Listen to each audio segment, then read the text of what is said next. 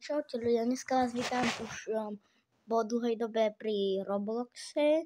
Zahráme si Pet Simulator a ukážeme, že čo robí Tsunami, tá ultimátka.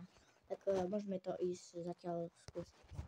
Bol včera nový update, žiadne nové arény, iba backrooms, ktoré bolo k ničomu podstatne. Zatiaľ vám to stopnem. No tak pokračujeme. Len si musíme najprv nafarmiť tú Tsunami. Ja som ju ešte neskúsil, ja som iba dneska ráno kúpil v pláze za vajíčko, som mu predal. Dúfam, že to nebude scam. Čo máme opäť? Na čo si počkáme?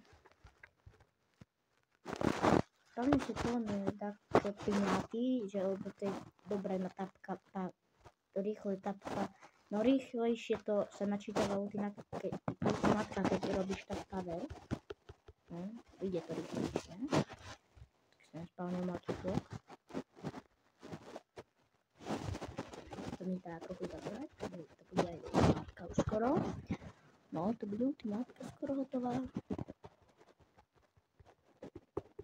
No, tu iba pár.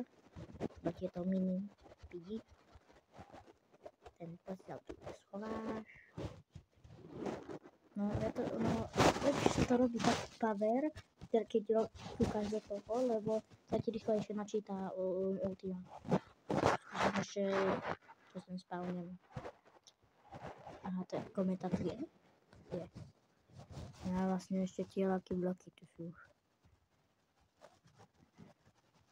Som zvedavý, čo sa stane s tou ultimátkou, ja som nikdy nespravil. Ani nevidel, čo to robí. Ja som to neskúšal dneska ráno, že som to nenačítal. No, jeden týr. Nice. Dobre. Idem head. Idem to farmiť sem. Vyberám hoverboard.